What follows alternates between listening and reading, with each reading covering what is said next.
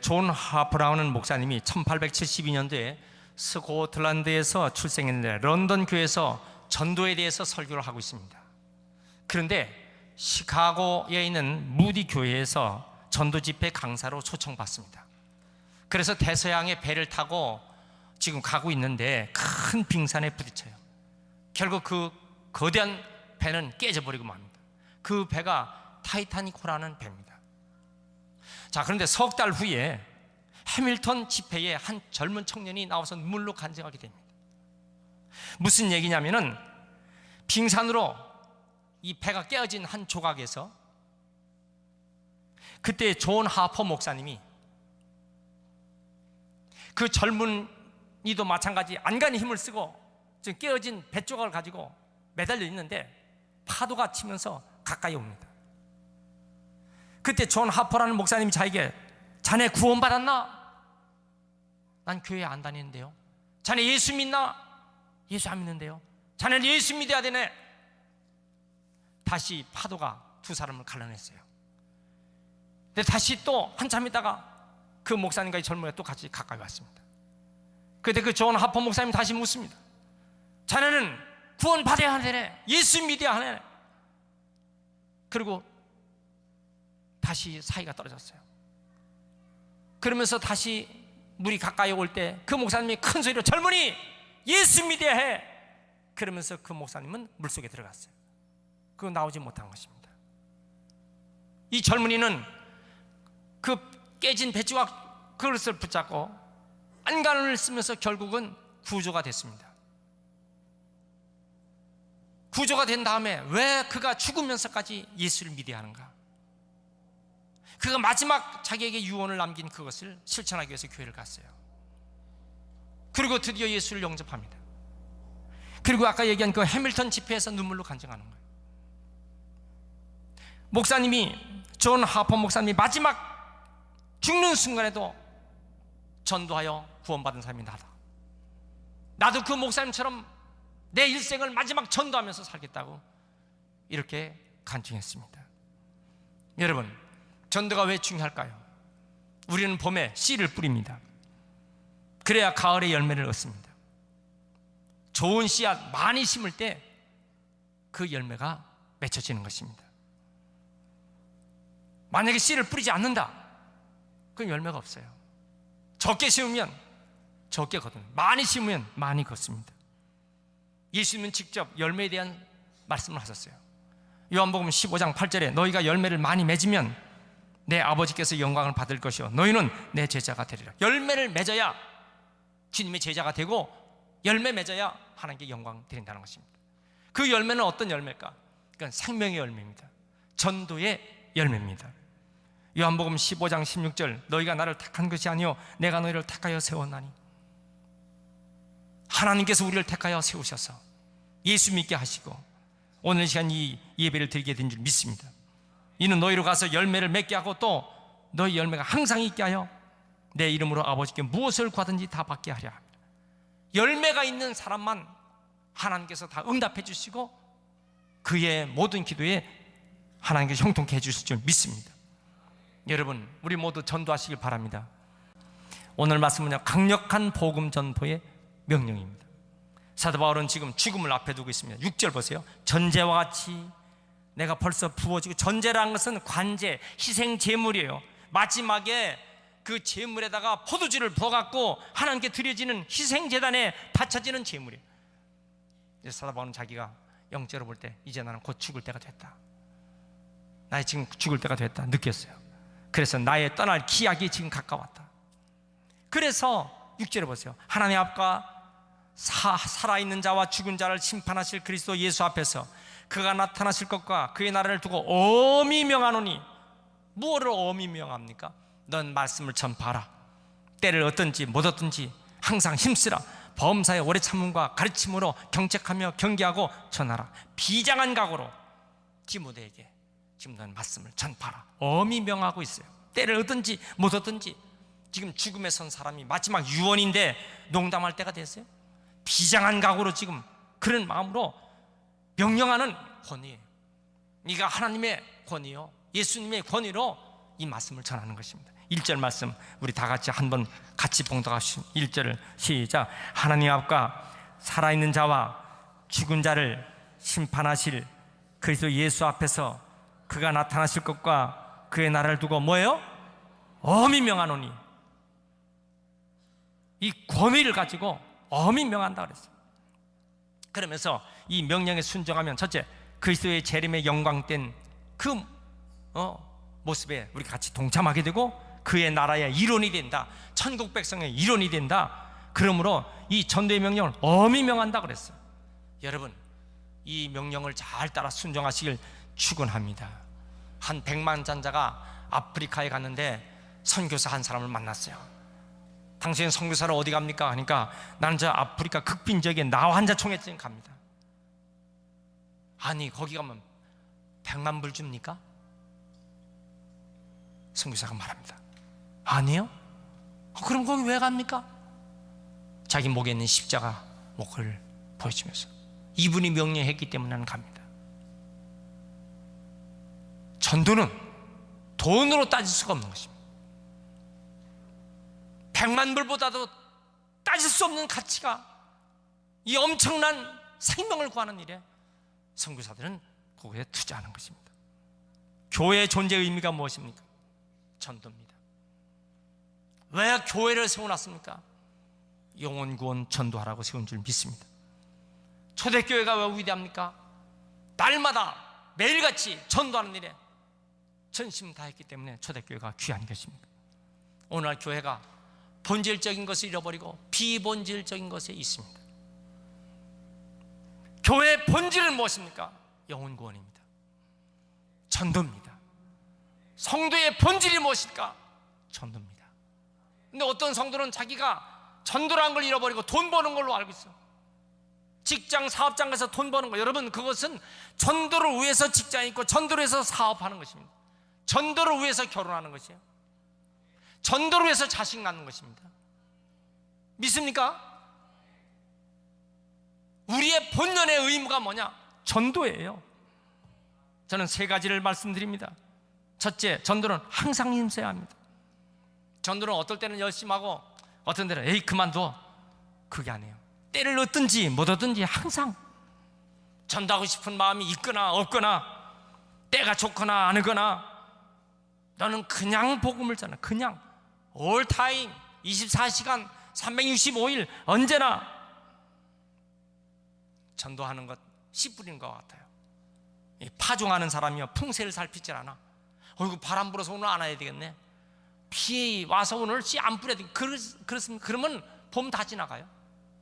전도서 11장 4절에 풍세를 살펴보는 자는 파종하지 못할 것이요 구름만 바라보는 자는 거두지 못하리라. 어이구 비 올 것 같아. 바람 부는데 황사가 나르는데 어떻게 씨 뿌려? 여러분 그런 사람은 결국 아무것도 못하는 거예요.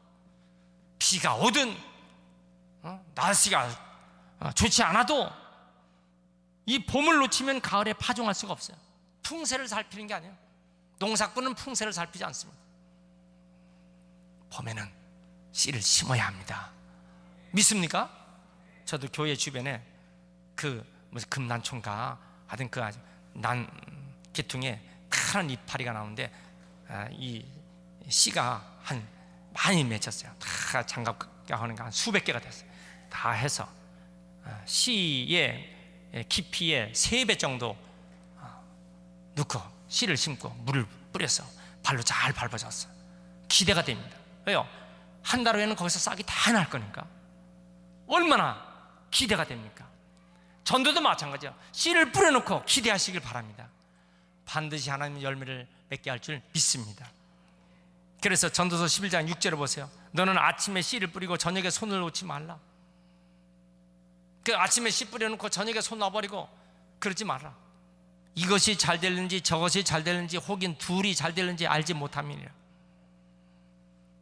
눈이 오건 비가 오건 날씨와 관계없이 오히려 눈 오는 날 전도할 때 저 사람이 도대체 뭐가 그렇게 전도가 중요하게 눈 올 때 전도하나? 그 사람이 감동받고 예수 믿게 되는 거예요. 비 올 때 우산 쓰고 있는 사람에게 전도할 때 야, 이 극성이 보통이 아니구만. 뭘 그렇게 전하나? 우산 속에서 전도지 받고 그 사람이 예수 믿게 되는 것입니다. 그러니까 여러분, 날씨와 상관이 없어요. 내 기분과도 상관없어요. 언제나 뿌리면 거둘 줄 믿습니다. 남편이 교회를 안 가고 그렇게 해도 그 남편을 위해서 기도하고 전하면 반드시 열매에 맺을 줄 믿습니다. 어떤 분이 병원에 입원했는데 부자였어요. 그러면 수술실에서 이제 나와서 병원 입원하면 1인실로 갈 줄 알았는데 신방 가보니까 6인실에 들어갔어요. 아니 부자인데 1인실이 아니라 왜 6인실로 왔습니까? 하는 말이, 내가 1인실에 들어가니까 하루 종일 심심해서 사람도 없고 만날 수도 없고 6인실에 와보니까 사람들이 많아. 전도할 사람도 많고 이런 얘기 저런 얘기 하다가 6인실에서 내가 3명 전도했습니다. 여러분, 생각이 다른 거예요. 생각이. 어떤 사람은 너무 바빠 전도하지 못해요. 그럼 꼭 병원에 누워놔야 전도합니까? 아니 건강할 땐 전도 못하고 너무 바쁘니까 병원에 누워야 그때 전도하냐고요? 말이 안 되지요.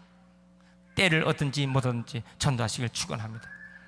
전도는 예수님의 유언이에요. 이 사도 바울이 마지막 지금 죽기 직전의 유언입니다. 지상의 대명령입니다. 우리 예수 믿는 사람은 다 전도자가 되어야 할 줄 믿습니다. 이것을 더 깊은 표현으로 하면 우리는 다 선교사예요. We are missionary. 우리는 다 선교사입니다.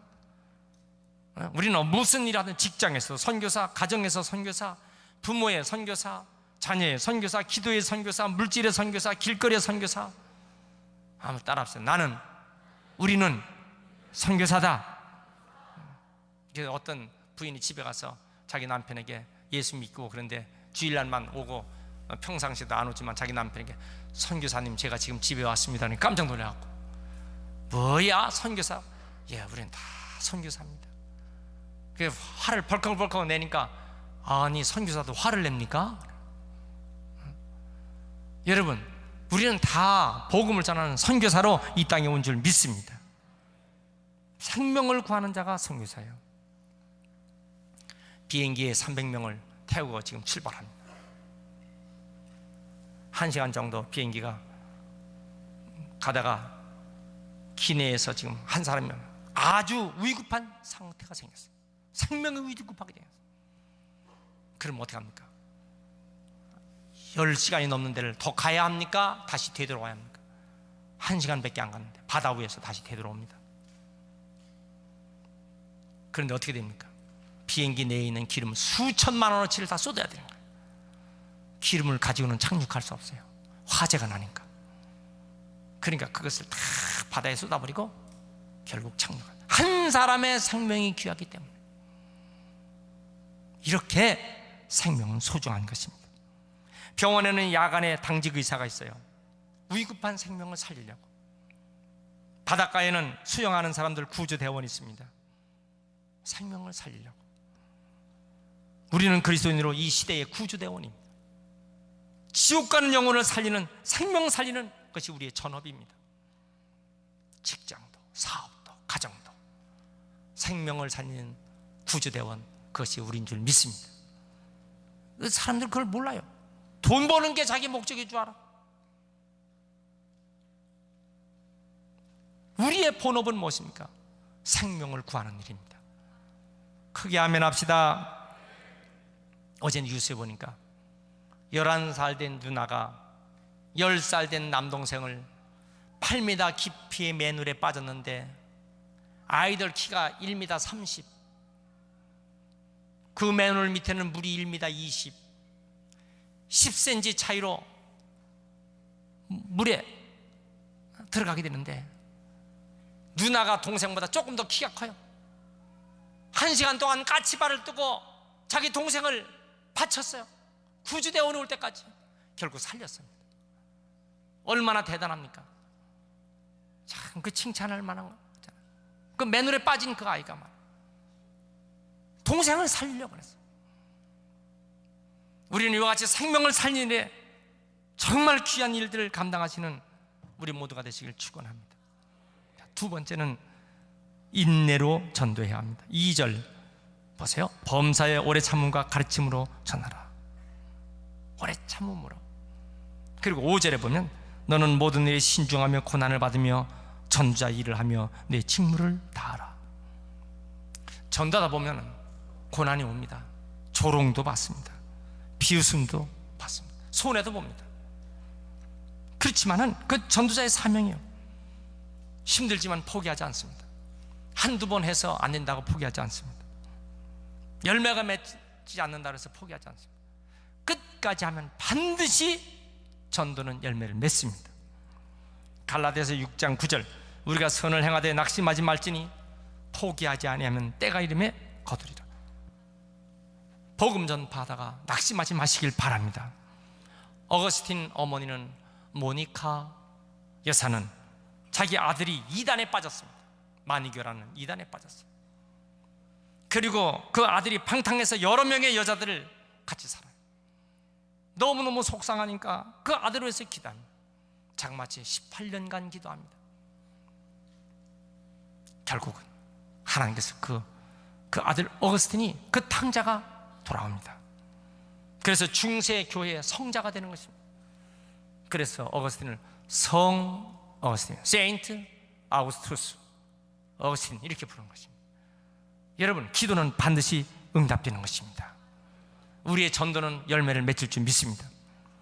그런데 인내하고 시간이 소요되는 것이에요. 무릎 꿇고 기도해야 돼요. 수많은 사랑으로 권면해야 합니다. 인내죠. 그래서 전도를 하나님의 일이라는, 하나님이 하시는 거예요. 전도는 하나님이 하신다 해서 미쇼데이, 선각 용어로 하나님의 일이다. 따라서 하나님의 일, 하나님이 책임지시는 거예요. 우리는 씨를 뿌리면 열매는 하나님 맺게 할 줄 믿습니다. 어떤 남편 예수 믿게 하는데 10년 걸린 부인도 있습니다. 어떤 부인은 15년 만에 남편을 돌아가게 합니다. 25세 시집 갔는데 남편이 예수 믿질 않아요. 30년 만에 55세의 남편이 돌아왔어요. 겨자씨 전도 사역이라고 그래서 한 청년이 할머니 전도하기 위해서 할머니 집에 와서 청소해 줍니다. 이봐 젊은이, 왜 이렇게 우리 집에 와서 청소하나? 나 할머니 꼭 예수 믿도록 하기 위해서 내 청소한다. 석 달 만에 결국 그 할머니 교회 온 거 아니겠습니까? 할머니 안마해줘요. 날마다 가서 할머니 안마해줘. 결국 알았어 내가 예수 믿어 줄게. 그래서 6개월 만에 그 안마 받고 할머니가 예수 믿게 된 것입니다. 여러분, 반드시 전도는 열매를 맺게 될 줄 믿습니다. 1차 세계대전 때 잠수함의 함장으로 있었던 사람이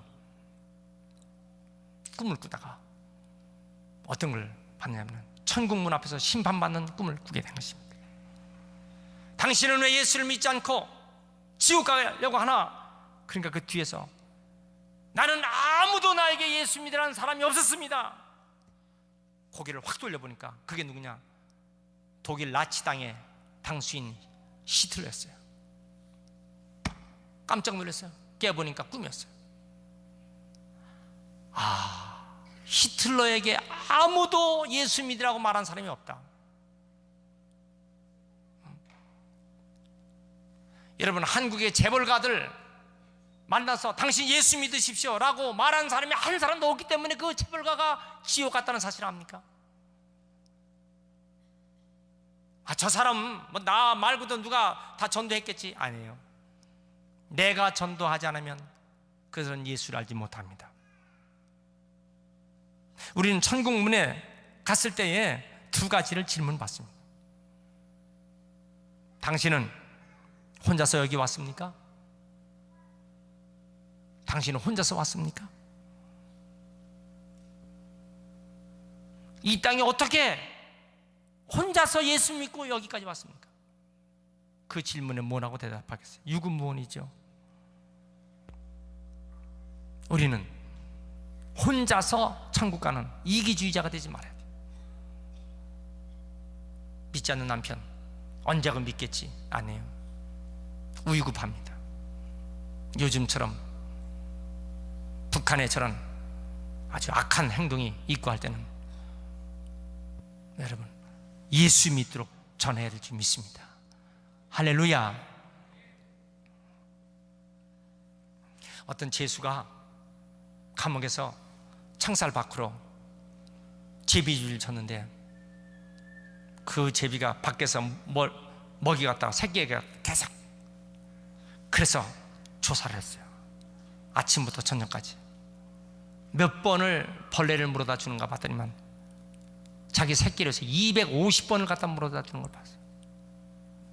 야, 자기 새끼 하나 살리려고 250번이나 벌레 갖다 물었어.